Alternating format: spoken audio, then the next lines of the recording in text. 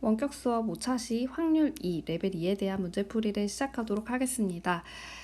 쌤이 지난 시간에도 사실 확률에 대한 문제를 풀었었는데 이번 시간에 확률 2라고 해가지고 확률 두 번째 시간을 준비한 이유는 선생님이 3학년 2반이랑은 온라인 수업이 하루도 없어요. 그래가지고 그때 오프라인 수업으로 요 세 문제 푸는 거를 진행을 했는데 확률 문제를 되게 낯설어 하더라고요. 한 지가 아마 좀 오래돼서 그런가 봐요. 그래서 한 번 더 풀어보면 좋겠다라는 생각이 들어가지고 그때 저번에 풀었던 문제들과는 다른 문제들로 한 번 더 준비를 해봤어요. 그래서 열심히 풀어보셨으면 좋겠고, 그 다음에 지난 시간에 혹시 레벨 2를 풀어보셨을 친구들을 위해서 선생님이 조금 지났지만 하고 싶은 말이, 그날 풀었던 이번 문제가 약간 선행 과정을 포함을 하고 있었어요. 그래서 선생님이 선행 과정에 대해서는 설명을 하는 것이 원래 안 되는 부분이기 때문에 더 자세한 설명을 해줄 수가 없고, 그래서 혹시나 문제가 좀 헷갈렸던 친구들은 그 2번 문제는 패스하시고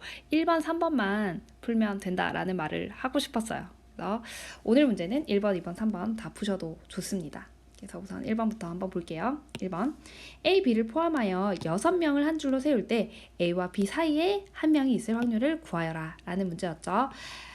우선 이렇게 A와 B 사이에 무조건 한 명이 있어야 돼요. 그러면 A와 B 그리고 이렇게 한 자리 마련해 주면 되죠. 여기에 들어갈 수 있는 경우의 수 몇 가지가 있을까요?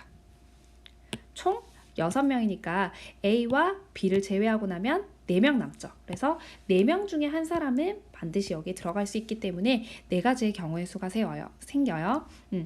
그 다음에 요거를 한 묶음으로 이제 보셔야 되겠죠. 왜냐면 얘는 덩어리채로 움직여줘야지 반드시 A와 B 사이에 한 명이 있으니까요. 그래서 요걸 덩어리로 생각을 한다면 세 사람이 지금 덩어리가 된 거죠. 그러면 6명 중에 나머지 3사람이 남아있을 거예요. 그러면 총 우리는 4사람을 줄 세운다고 생각하시면 되겠죠. 한 덩어리, 그 다음에 둘, 셋, 넷 이렇게요. 그래서 4사람을 줄 세우는 경우의 수는 4 곱하기 3 곱하기 2 곱하기 1 이렇게 하시면 될 거고요. 그 다음에 A, B 사이에 들어갈 한 명을 선정하는 그 경우의 수가 4가지가 있었죠. 그래서 곱하기 4 해주시면 되고, 또 하나가 남았어요. 뭐가 남았을까요? 그쵸? A, B가 요 순서로 안 있을 수도 있잖아요. BA로 있을 수가 있죠. 그래서 곱하기 2를 해주셔야 되겠습니다. 그래서 이렇게 계산을 하시면 되고요. 그러면 4 곱하기 3 곱하기 2 곱하기 1 하시면 24가 될 거고, 24에다가 4를 곱하시면 96이 되죠. 그리고 96에다가 2를 곱하시면 192가 나옵니다. 그래서 192가 정답이 되겠습니다. 선생님 오랜만에 요거 경우의 수. 자, 그러면 우리는 확률을 구하기 위해서는 전체 경우의 수를 구해봐야 되겠죠.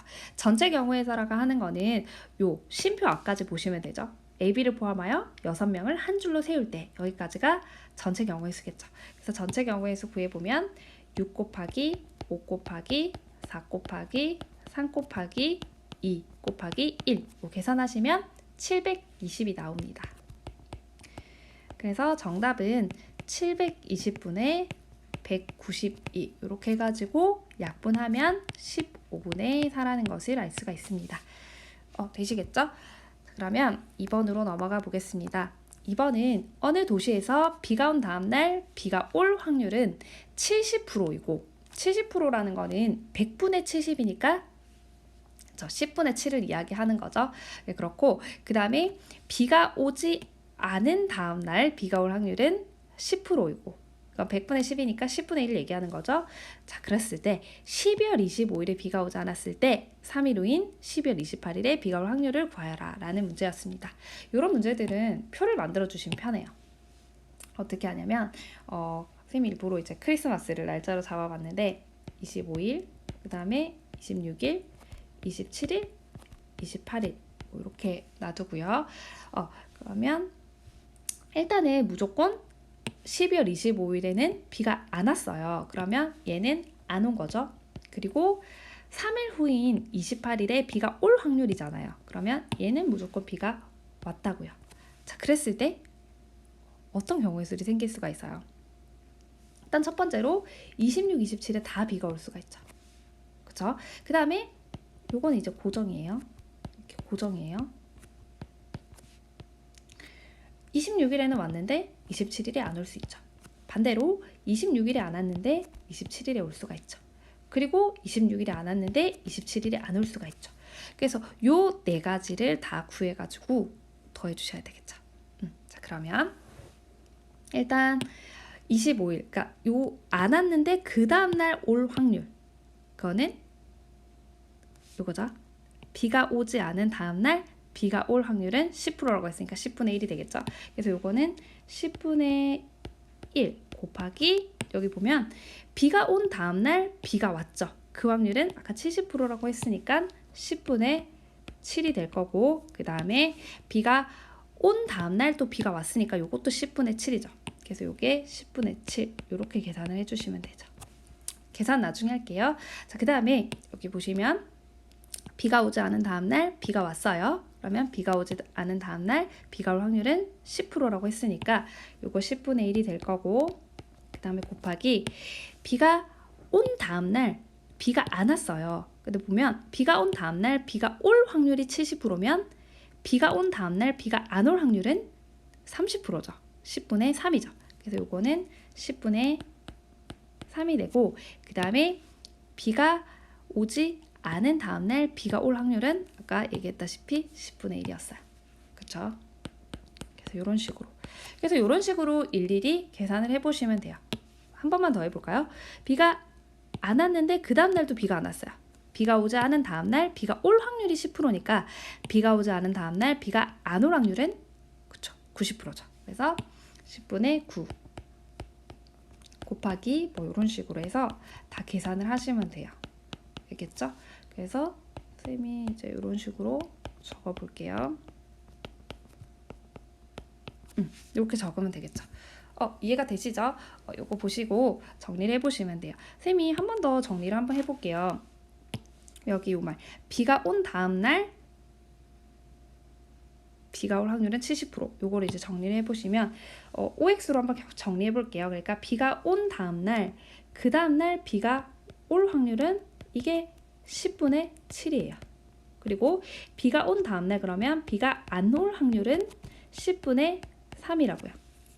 이해가 되시죠? 자, 그 다음에 비가 오지 않은 다음날 비가 올 확률은 10%. 그러니까 비가 오지 않은 다음날 비가 왔어요. 이거는 10분의 1이라면 비가 오지 않은 날 다음날 비가 안 올 확률은 10분의 9라고요.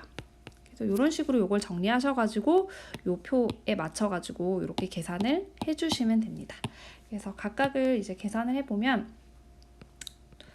이게 나중에 계산을 쉽게 하기 위해서 통분이 되는 것도 없지만 어쨌든 분모를 그대로 두시면 1000분의 49 얘는 1000분의 3 얘는 1000분의 63 얘는 1000분의 81이 되겠죠. 그래서 이 경우를 전부 다 더해 주시면 되겠습니다. 그래서 더해 보시면 49에서 3을 더하면 뭐 52가 되고요. 그래서 여기서 이렇게 더하시면 52였죠. 그러면 125가 되죠. 그래서 여기서 이렇게 더하시면 196이 되겠죠. 그래서 1000분의 196이 될 거고, 요거 약분하시면은 4로 하면 되겠네요. 그래서 250분의 49 이렇게 나온다는 것을 알 수가 있습니다. 이해되시죠?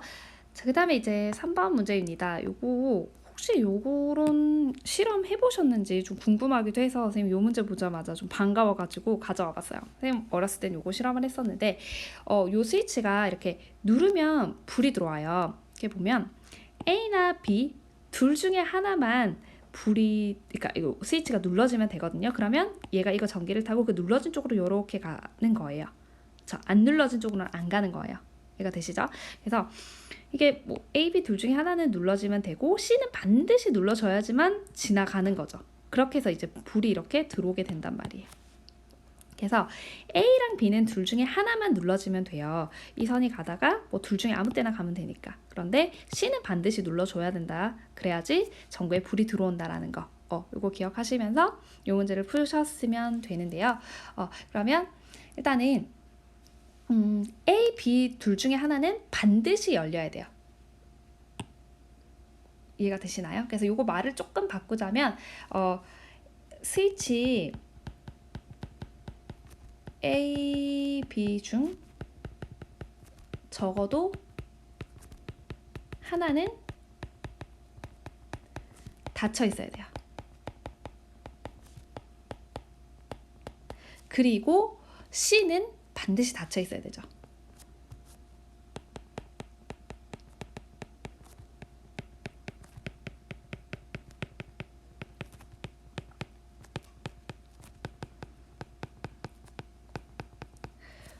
요런 확률을 구하라 라는 소리예요.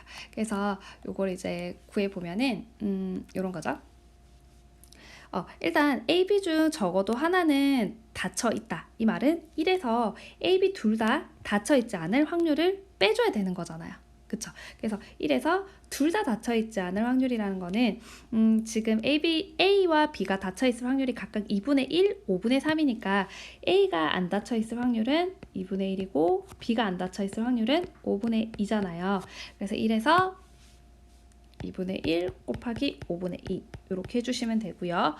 그렇게 해서 계산하시면 1에서 이렇게 약분되니까 5분의 1을 빼주면 5분의 4죠.